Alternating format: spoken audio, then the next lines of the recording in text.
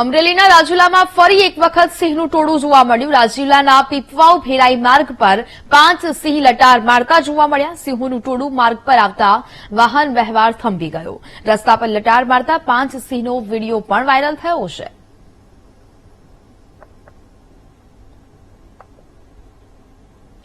સંવાદદાતા Dilip Jiruka phone line પર જોડાયા છે। દિલીપ, અમરેલીના રાજુલામાં ફરી એક વખત સિંહનું ટોળું જોવા મળ્યું, શું વિગતો?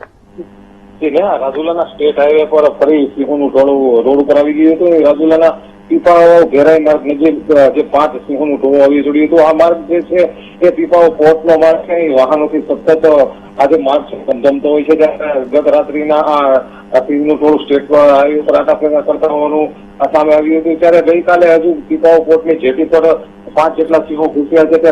આજ રોજ ફરીથી આજ રોડ પર ઘેરાઈ નજીક 5 સિંહો આવી જતા સિંહોની સુરક્ષાને લઈને અનેક સવાલો ઉભા થયા છે। બિલકુલ દિલીપ, જાણકારી બદલ આપનો આભાર।